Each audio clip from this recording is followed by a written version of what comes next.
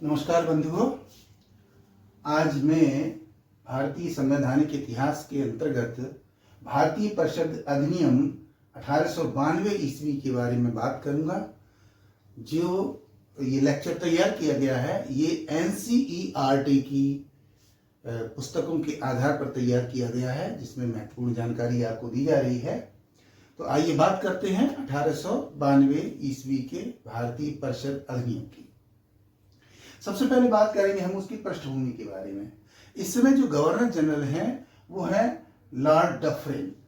Lord Dufferin 1892 ईस्वी में भारत के गवर्नर जनरल हैं। तो अब हम बात ये करेंगे कि आखिर ये पृष्ठभूमि क्यों तैयार हुई कि जो 1892 ईस्वी में ये भारतीय परिषद अधिनियम लाना पड़ा। 1861 ईस्वी में जब भारतीय परिषद अधिनियम लाया गया था तो उसमें परिस्थितियां अलग प्रकार की थी, और उसके बाद 1861 से लेकर के और 1892 ईस्वी तक भारत में बहुत कुछ बदल चुका था और बदल रहा था। खासतौर से अगर हम देखें तो दो चीजें बहुत ही महत्वपूर्ण थी। वो दो चीजें क्या थी कि परिस्थितियां इतनी तेजी से बदल रही थी कि अब राष्ट्रीय चेतना और राष्ट्रवाद का विकास हो रहा था भारत में। राष्ट्रीय चेतना का मतलब है नेशनल फीलिंग। अब लोगों के अंदर नेशनल फीलिंग विकसित हो रही थी। क्यों हो रही थी? क्योंकि अंग्रेजों के द्वारा जो व्यवस्था की गई थी उसमें भारतीय बहुत असंतुष्ट थे, और जो भारत विभिन्न रियासतों या राज्यों में बटा हुआ था या प्रांतों में बटा हुआ था, वहां के निवासी ये महसूस करने लगे थे कि जब तक हम एकजुट नहीं होंगे तब तक हम अपने अधिकारों की रक्षा नहीं कर पाएंगे। इससे पहले क्या था? पहले तो ये था कि जो अलग अलग रियासतें हुआ करती थी, जैसे आगरा की रियासत, जयपुर की रियासत, जोधपुर की रियासत, बंगाल की रियासत, बिहार की रियासत, उड़ीसा की रियासत, सब अलग अलग हुआ करती थी, और वो केवल अपनी रियासतों या राजाओं तक ही सीमित थे। उन्हें कोई मतलब नहीं था कि दूसरी रियासत में क्या हो रहा है क्या नहीं हो रहा है। उनके सारे हित, उनकी सुरक्षा संबंधी व्यवस्था, जो कुछ भी था वो केवल उसी के बारे में सोचते थे। परंतु अंग्रेजों ने क्या काम किया? अंग्रेजों ने सभी को जब प्रताड़ित करना शुरू कर दिया तो लोगों के अंदर आपस में मेल जोल की भावना पैदा हुई, और ये सोचा कि हम केवल भरतपुर के बारे में, आगरा के बारे में, जयपुर के बारे में, उदयपुर के बारे में, जोधपुर के बारे में ही सोचते रहेंगे तो ये अंग्रेज हमारा शोषण करते रहेंगे, अत्याचार करते रहेंगे। लिहाजा हम सबको उन अपनी क्षेत्रीय सीमाओं से ऊपर उठ करके बात करनी चाहिए और एकजुट होना चाहिए और भारत के संदर्भ में सोचना चाहिए। जब इस तरीके की बात पैदा हुई तो उसी को राष्ट्रीय चेतना कहा गया, और निरंतर ये प्रयास किया गया कि किसी तरीके से अपनी कुंठाओं को छोड़ करके, अपनी क्षेत्रीय भावनाओं को छोड़ करके उनसे ऊपर उठ करके हम एकजुट हों और एक राज्य बनाने की कोशिश करें, एक चित्र बनाने की कोशिश करें। वही राष्ट्रवाद था, वही नेशनल फीलिंग थी। नेशनल फीलिंग क्या है? Emotions of the people by which they integrated with one another, they connected with one another. एक दूसरे से जो जुड़ाव हो रहा है, एक मंच पर पहुंचने के लिए, एक स्थान पर पहुंचने के लिए, एक राष्ट्र बनाने के लिए, वही राष्ट्रवाद है। तो ये बड़ी तेजी के साथ इसका विकास हो रहा था। और इसी समय हम आपको बता दें कि जो ब्रिटिश व्यवस्था थी भारतीय क्षेत्र के लिए, वो भी तरह से या तो लोगों को प्रोत्साहित कर रही थी या हतोत्साहित कर रही थी। 1876 ईस्वी में जब लॉर्ड लिटन भारत आए तो उन्होंने भारतीयों पर बड़े कठोर नियम लागू किए। Indian arms act, vernacular press act जैसे एक्ट लगाए गए, और दो और एक्ट ऐसे लगाए गए थे जिनके आधार पर भारतीयों को पूरी तरीके से दबाने की कोशिश की गई थी, यानी दमनात्मक नीति अपनाई थी। परंतु उसके बाद जब लॉर्ड रिपन आए तो उन्होंने उदारवादी नीति अपनाई भारतीयों के प्रति, और उदारवादी नीति का परिणाम यह हुआ कि वो इलवर्ट बिल लेकर के आ गए कि कोई भी न्यायाधीश भारतीयों के और अंग्रेजों के संबंध में वो मुकदमा सुन सकता है। इससे पहले नियम ये था कि कोई भी न्यायाधीश जो है वो, कोई भी भारतीय न्यायाधीश जो है वो अंग्रेजों के खिलाफ मुकदमा नहीं सुन सकता है। तो जब ये बिल लाए गए थे, वो बिल पास होने बड़ी समस्याएं आई, बड़ी दिक्कतें हुई और एल्बर्ट महोदय को वापस इंग्लैंड भेज दिया गया। लेकिन उसने भारतीय जागरूकता में 4 चांद लगा दिए। तो ये जो प्रेस की आगे बढ़ रहा था और न्यायिक व्यवस्था में जो इस तरीके की उथल पुथल हो रही थी, उसने भारतीयों और अंग्रेजों दोनों को सोचने पर मजबूर कर दिया। और उसका परिणाम यह हुआ कि 1885 ईस्वी में मिस्टर A.O. ह्यूम और कलकत्ता विश्वविद्यालय के 50 विद्यार्थियों के सहयोग से एक संस्था बनाई गई जिसका नाम रखा गया कांग्रेस। और उस कांग्रेस के उद्देश्य रखे गए कि अंग्रेजों का उद्देश्य था कि वो इसको सेफ्टी वल्व के रूप में उपयोग करेगी, यानी अभय दीप के रूप में उपयोग करेगी, जिससे ब्रिटिश साम्राज्य का दीपक हमेशा हिंदुस्तान में जलता रहे।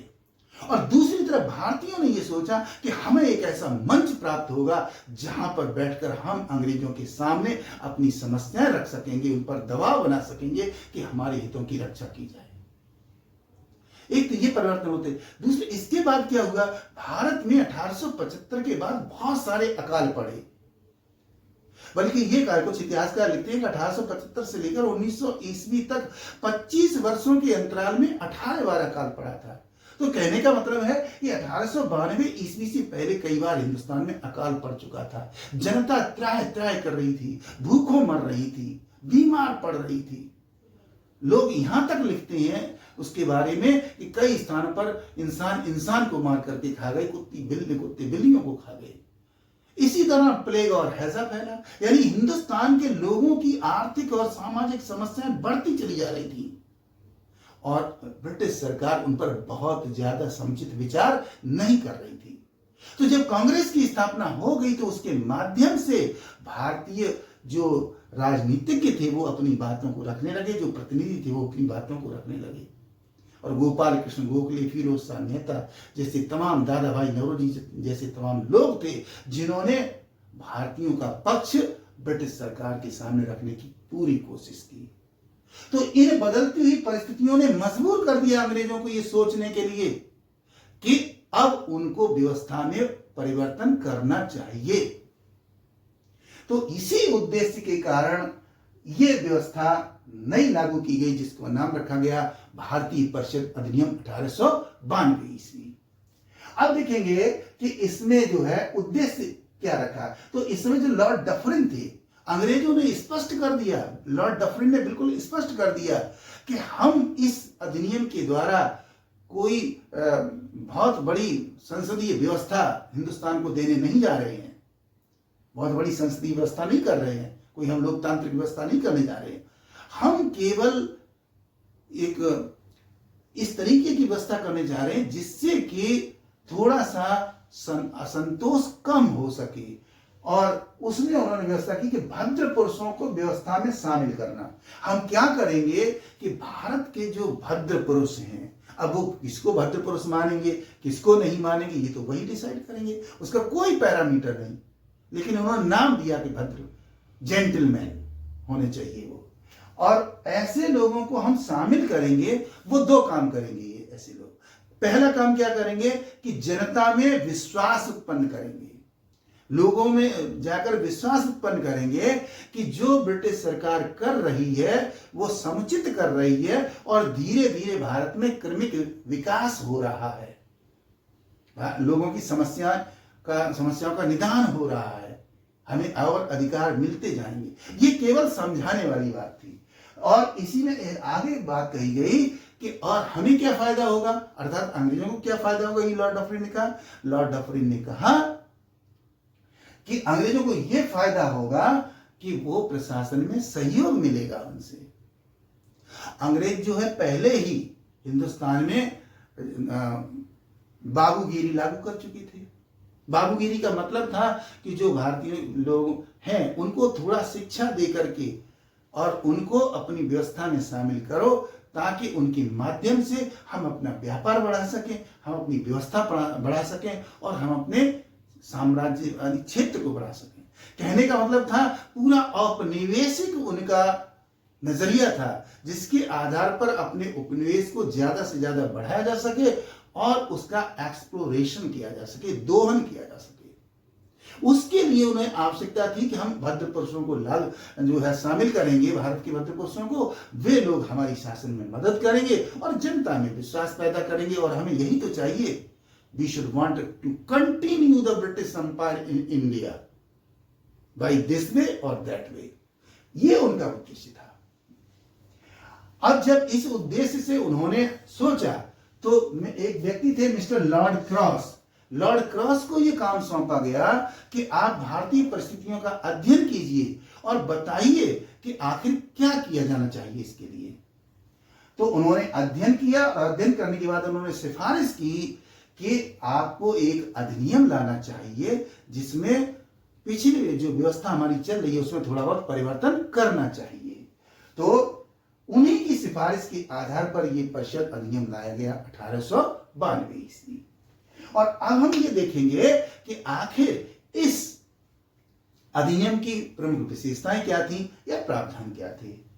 तो सबसे पहले देखेंगे कि जो अतिरिक्त सदस्यों की संख्या है वो 8 से बढ़ाकर 20 कर दी गई। ये 8 से बढ़ाकर के 20 जो संख्या की गई, ये 3 प्रेसिडेंसियों के लिए की गई थी, बंबई, कलकत्ता और मद्रास के लिए। तीनों प्रेसिडेंसियों के लिए ये व्यवस्था की गई कि इनके जो अतिरिक्त सदस्य होंगे विधायी परिषद के अंदर, उनकी संख्या 8 से लेकर 20 होगी। और अब तक एक और प्रांत बन चुका था, पश्चिमी प्रांत,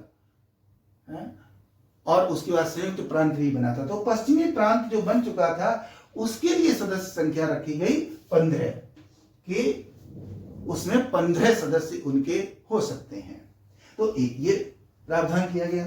दूसरी बात थी प्रांतीय मंडलों में 6 दिन की पूर्व सूचना पर प्रश्न पूछने का अधिकार। जो प्रांतीय सरकारें हैं प्रांतीय स्तर की, वहां पर जो विधानमंडल होगा वो विधानमंडल के सदस्य जिनको वो बजट पर बहस कर सकते हैं, प्रश्न पूछ सकते हैं, लेकिन उनको 6 दिन पहले सूचना देनी होगी कि हम विधानमंडल में अमुक प्रश्न अमुक दिन को पूछेंगे। ये उन्हें बताना होगा, तभी वो प्रश्न पूछ सकेंगे, लेकिन उन्हें ये अधिकार दिया गया। अगली बात, प्रथम बार अप्रत्यक्ष निर्वाचन प्रणाली लागू की गई। इनडायरेक्ट इलेक्शन सिस्टम लागू किया गया। अप्रत्यक्ष रूप से ये प्रणाली लागू की गई कि इनडायरेक्ट वे में, मतलब किसी को पता नहीं चलेगा कि किसने किसके लिए मत दिया है, और उसके आधार पर ये निर्वाचन होगा जिसके आधार पर ये परिषद बनाई जाएगी। अगली बात, भारतीयों को मतदान का अधिकार नहीं। देखिए अभी तक भारतीय, ये तो कहा गया कि भारतीयों को शामिल किया जाएगा परिषद में, उनको प्रश्न पूछने का अधिकार दिए, दूसरे अधिकार दिए, लेकिन उनको मतदान का अधिकार नहीं दिया। मतलब वो किसी भी तरीके से मतदान नहीं कर सकते थे और न ही शासन में किसी प्रकार की भागीदारी कर सकते थे उसके निर्वाचन में। अगली बात, विधायी संस्थाओं में अतिरिक्त सदस्य 10 से 16 तक। जो अन्य विधायी संस्थाएं होंगी, यानी कानून बनाने वाली जो संस्थाएं होंगी विभिन्न स्तरों पर, उनमें 10 से लेकर के 16 तक सदस्य हो सकते हैं। अगली बात थी 40% गैर सरकारी सदस्य, यानी जो सदस्य अतिरिक्त रखे जाएंगे उसमें यह निश्चित किया गया कि 40% सदस्य कम से कम जो है वो गैर सरकारी क्षेत्र से होने चाहिए, सरकार के प्रतिनिधि नहीं होने चाहिए। अगली बात वही कि परिषद का कार्यक्षेत्र पूर्ववत रखा गया, यानी जो कार्य थे परिषद के, जो 1861 ईस्वी के अधिनियम के अंतर्गत बताए गए थे, कार्य वही रखेंगे कि परिषद जो है अपने उन्हीं कार्यों को करेगी जो विधायी कार्य हैं और जो कार्यपालिका संबंधी कार्य हैं, वो वही कार्य रहेंगे जो 1861 के अधिनियम के अंतर्गत थे। यानी कार्य क्षेत्र में कोई परिवर्तन नहीं किया गया। तो इस तरीके से ये व्यवस्था की गई थी 1892 ईस्वी के अधिनियम के अंतर्गत। अब हम देखेंगे कि आखिर ये 1892 का अधिनियम, इसका मूल्यांकन करें तो हम पाते हैं कि ये अपर्याप्त व्यवस्थाएं थी। यानी जो परिवर्तन हो रहा था भारत में इस समय, उदारवादी आंदोलन चल रहा था, जिसे गोपाल कृष्ण गोखले जिसको चला रहे थे, दादा भाई नौरोजी, फिरोज शाह मेहता, दुर्गाबाई देशमुख जैसे लोग थे जो इस आंदोलन से जुड़े हुए थे और आंदोलन को चला रहे थे, उन सबका मानना ये था कि ये जो व्यवस्था की गई थी वो अपूर्ण थी, पर्याप्त नहीं थी। अगली बात, पूरी तरीके से लागू न करना, यानी 1892 ईस्वी के अधिनियम जो व्यवस्थाएं की भी गई थी वो भी पूरी तरीके से लागू नहीं की गई थी, जिससे के कारण से न तो भारतीयों के हितों की सुरक्षा हो पाई और न ही ब्रिटिश सरकार कोई बहुत ज्यादा लाभकारी कदम उठा पाई।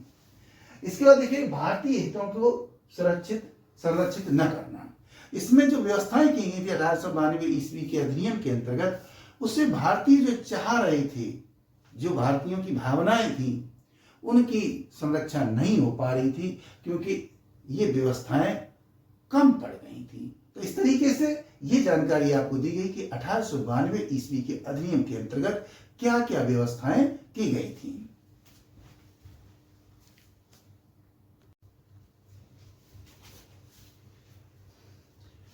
अब बात करते हैं भारतीय परिषद अधिनियम 1908 की। ये जो विषय सामग्री मैं प्रस्तुत करने जा रहा हूं, ये विषय सामग्री एनसीईआरटी पर आधारित है, जो कि यूपीएससी एवं अन्य प्रतियोगी परीक्षाओं के लिए बहुत ही महत्वपूर्ण पुस्तकें होती हैं, उनके आधार पर ये जानकारी प्रस्तुत की जा रही है। तो भारतीय परिषद अधिनियम 1908 ईस्वी किस तरीके से पारित हुआ, क्या परिस्थितियां थी और किस तरीके के प्रावधान किए गए थे, इन सभी बातों पर विचार करेंगे। तो आइए सबसे पहले देखते हैं कि ये जो अधिनियम था, इस समय वायसराय थे लॉर्ड मिंटो। भारत के जो वायसराय थे या गवर्नर जनरल थे वो लॉर्ड मिंटो थे, और भारत सचिव या सेक्रेटरी ऑफ स्टेट जो थे वो जॉन मार्ले थे।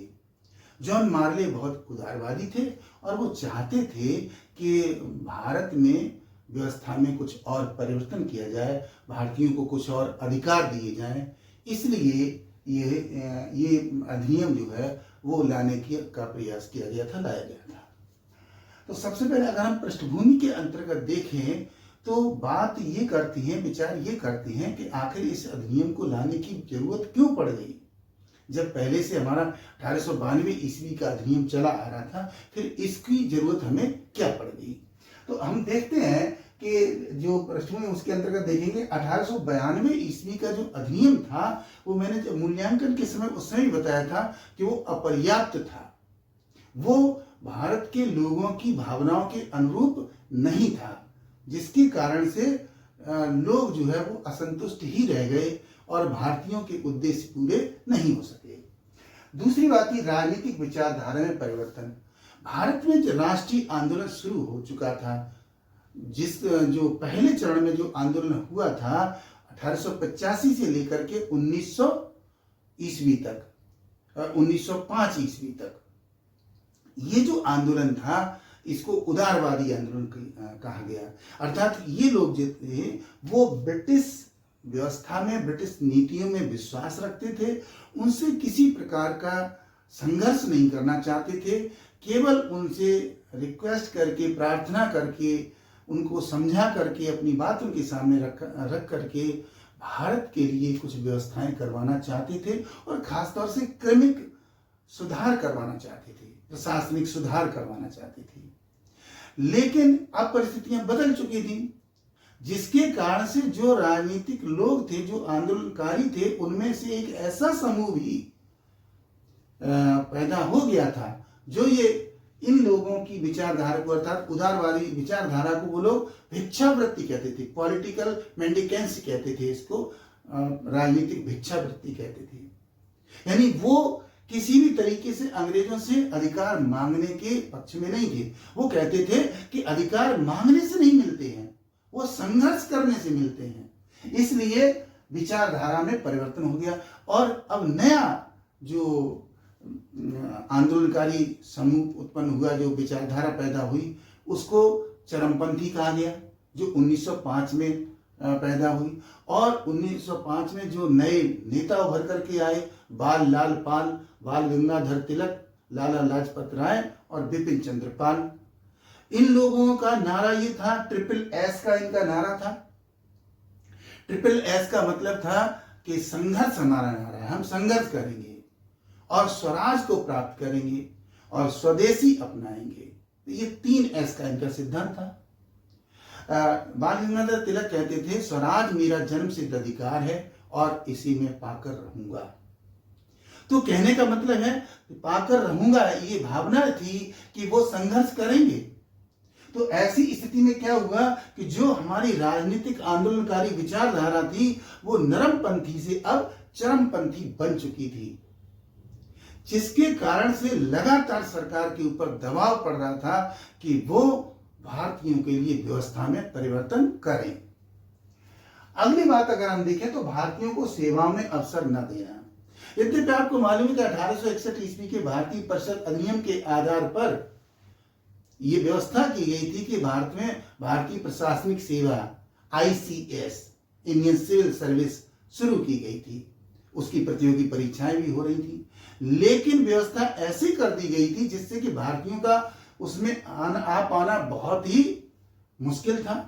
8-9 वर्ष बीत जाने के बाद 1869 ईस्वी में पहले ICS अफसर बने थे सत्येंद्र नाथ टैगोर, और उसके बाद गिने चुने लोग ही थे जो कि इस परीक्षा को पास कर पाते थे और भारतीय प्रशासनिक सेवा में आ पाते थे। जबकि बहुत सारे भारतीय इस बात का इंतजार कर रहे थे कि उनको भारतीय प्रशासनिक सेवा में अवसर प्राप्त हो। तो जो भारत का युवा वर्ग था, जो शिक्षित वर्ग था, वो तत्कालीन ब्रिटिश व्यवस्था से असंतुष्ट था और वो निश्चित रूप से चाहता था कि परिवर्तन हो। अगली बात देखेंगे बंगाल विभाजन। बंगाल विभाजन 1905 ईस्वी में अंग्रेजों ने ये कहते हुए बंगाल का विभाजन कर दिया कि वो बंगाल बहुत बड़ा प्रांत है। लेकिन अगर देखा जाए तो वास्तव में पहला कदम उन्होंने उठाया, फूट डालो और शासन करो की नीति तो पहले से चली आ रही थी, लेकिन बंगाल विभाजन के समय उसे एक वैधानिक स्वरूप दे दिया गया, क्योंकि जो पूर्वी बंगाल था उस पूर्वी बंगाल में जो है ज्यादातर लोग मुस्लिम थे और जो पश्चिम बंगाल था उसमें ज्यादातर लोग हिंदू थे।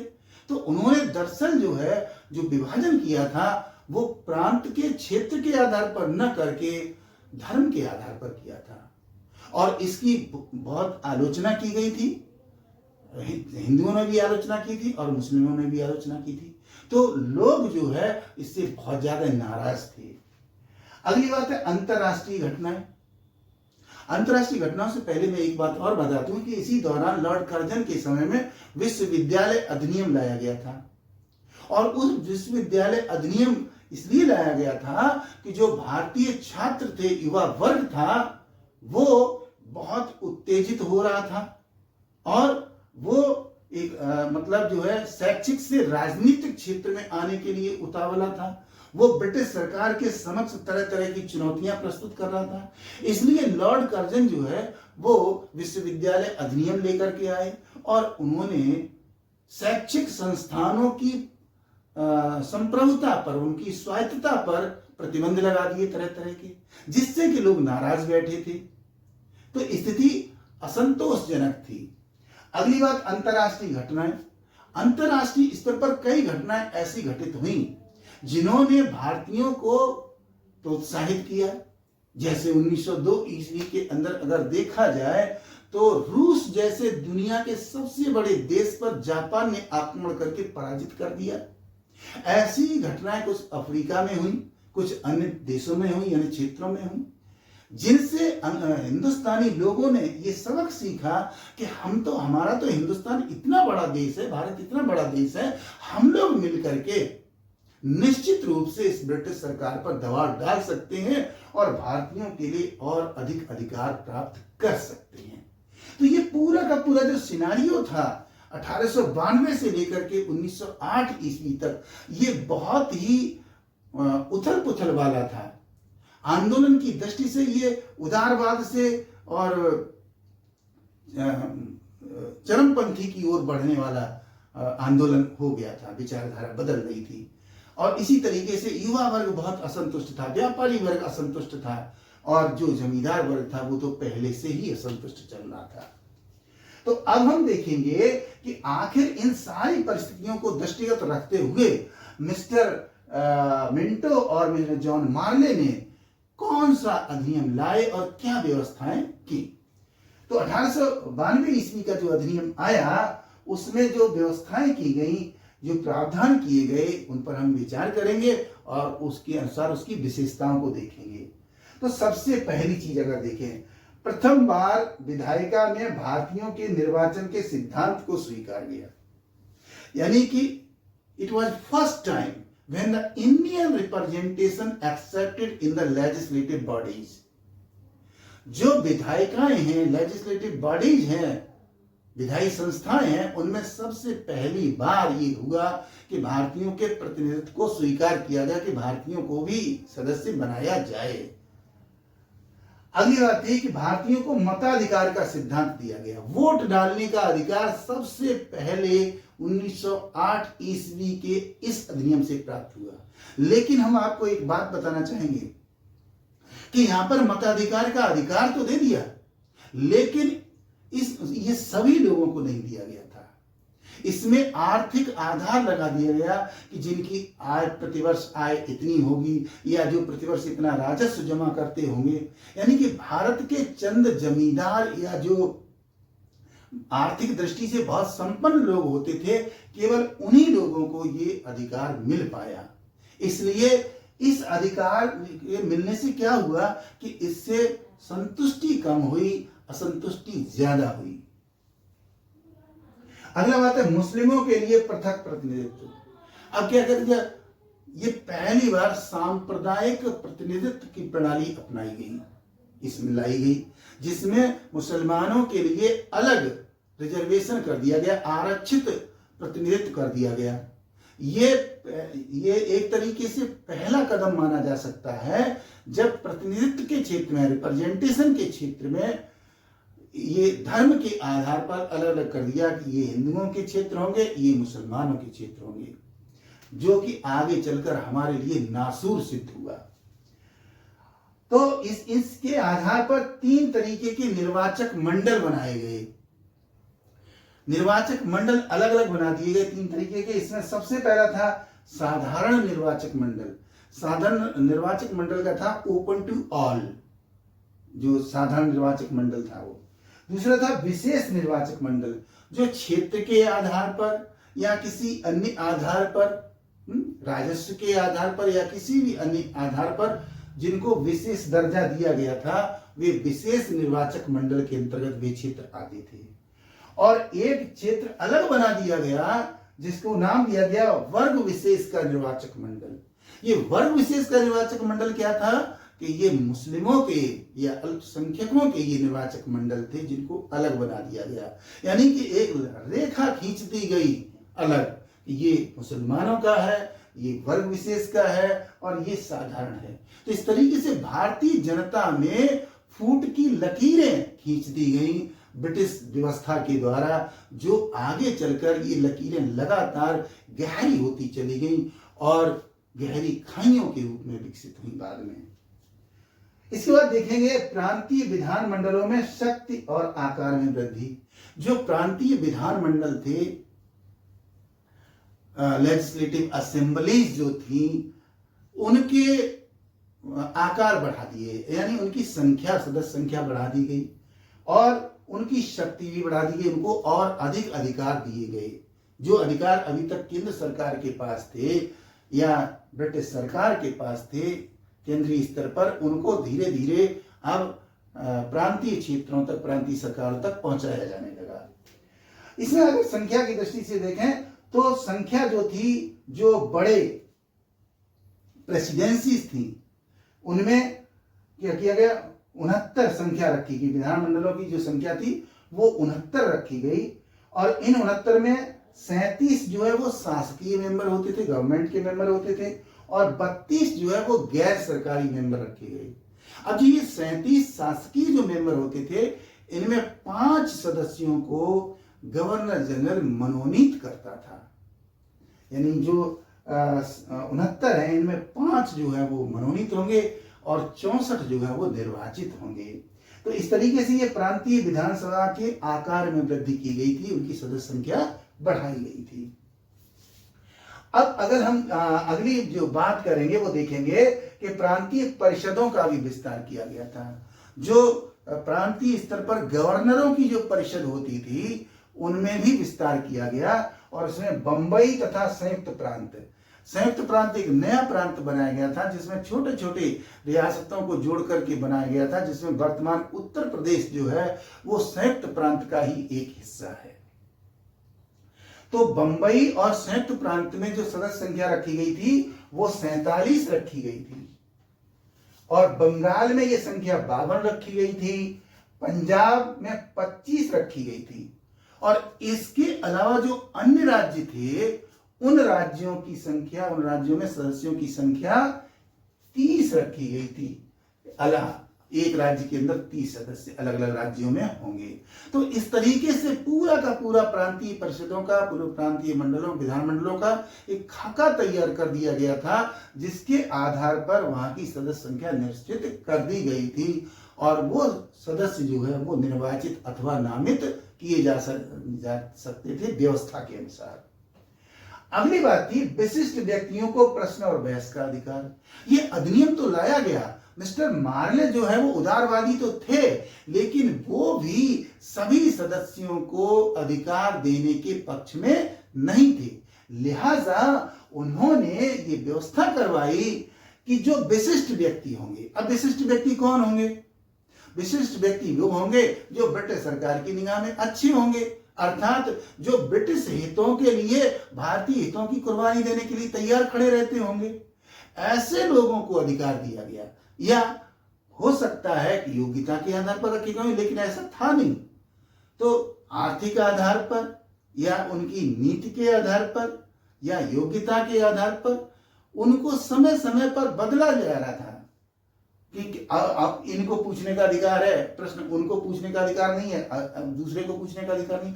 ये कोई निश्चित व्यवस्था नहीं थी कि ये व्यक्ति पूछ सकता है, वो पूछ सकता है, वो पूछ सकता है, ऐसा नहीं था। तो ये व्यवस्था दोषपूर्ण थी, लेकिन हाँ ये माना जाएगा कि उनको बजट पर बहस करने का अधिकार और प्रश्न पूछने का अधिकार दिया गया था कुछ भारतीयों को।